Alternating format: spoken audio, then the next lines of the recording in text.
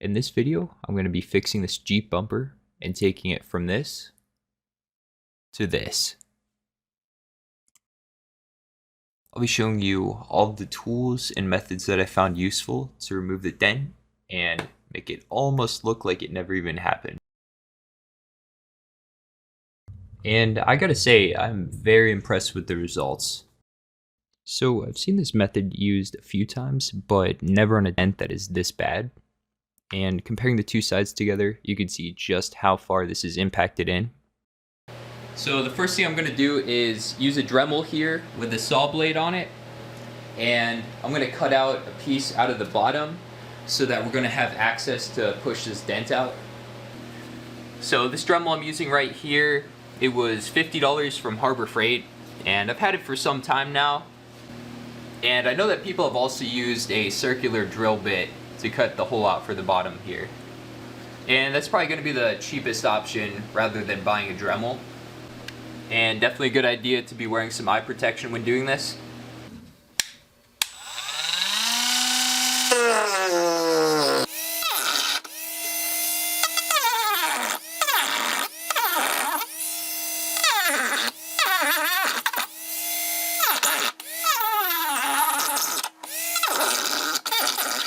Okay, so here's the incision that I made on the bottom.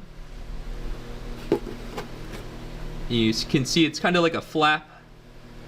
You know, I cut along the sides and the top here. And the reason I left this part on the bottom is so that when we go to seal it back up, it'll be easier to put this back in place and then put sealant on it. Alright, so now that we have access to the inside of the bumper here from drilling that hole, I'm going to be using a plunger. I just bought this at Walmart for $5, and we're going to want one with a wooden handle. We're not really going to be using this rubber piece at all for it. And then also going to be using a heat gun.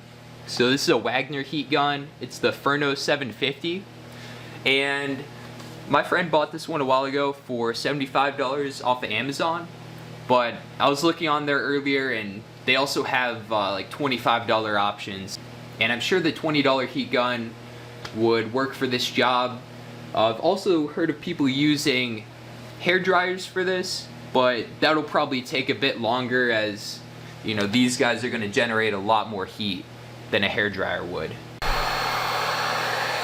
Alright, I got the heat gun going, and first I'm going to try to focus on this area right here, popping that back out.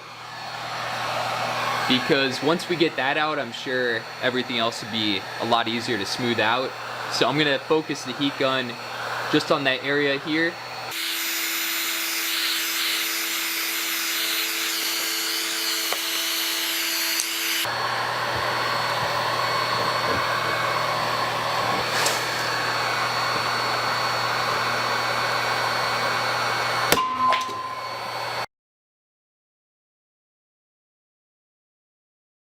And for those of you watching closely at home, I did just break the plunger, so we're just going to be using this mallet here, and of course we're going to be using the wooden end of it.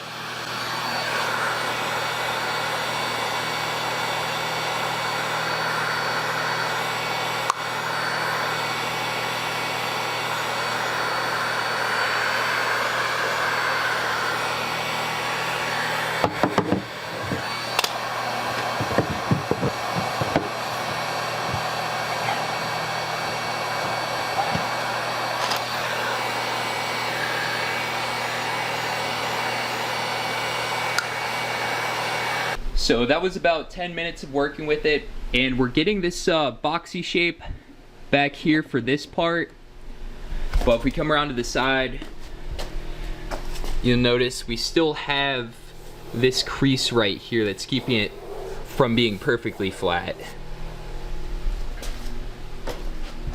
And there's the other side just to compare. So what has really been helping to bring down this crease right here has been heating it up with the heat gun, and then taking our old friend, the broken plunger from the start of the video, and pressing that down exactly where that crease is, and then just holding it here and letting it cool.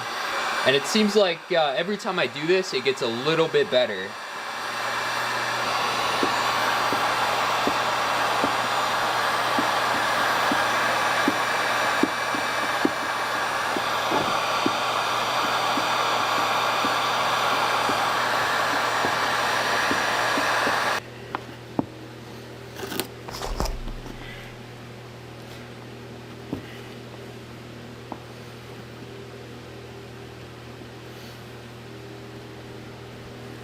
Alright, so I've been going over this crease probably 3 or 4 times now, and I'm pretty happy with where it's at right now. It's pretty flat.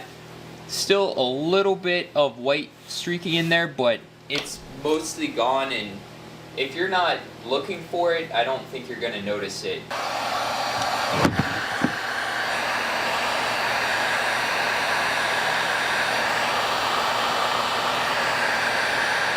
Alright, so I think this is where I'm going to call it, and this has been a massive improvement from that original dent that was in the bumper here.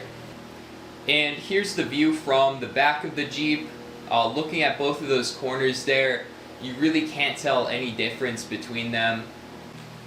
And there's a little bit of discoloration right here where the plastic was stressed, but it's pretty unnoticeable, I'd say. And here's the view from the top of it. Still a little dimple right here that I wasn't able to get out, but it's looking really good. And the last thing we're going to do is seal up the cut that we made to the bottom. We're going to be using this Gorilla Glue contact adhesive. And I've got some gloves on because I do not want my fingers getting stuck together today. And I'm going to be applying a bead of this around this flap that we cut out, and then a bead of it along where it's going to mate to on this top piece here.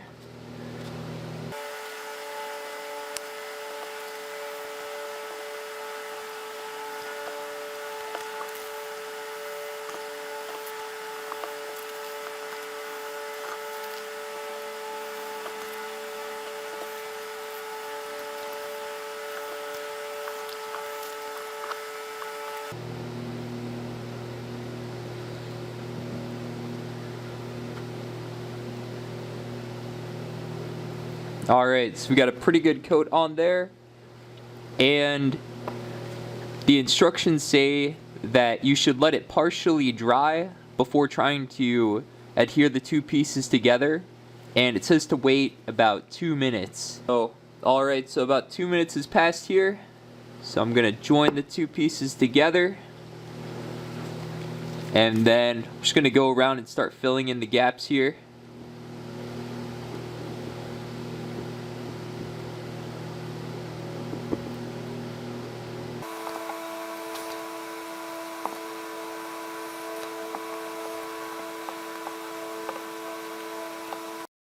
Thank you for watching.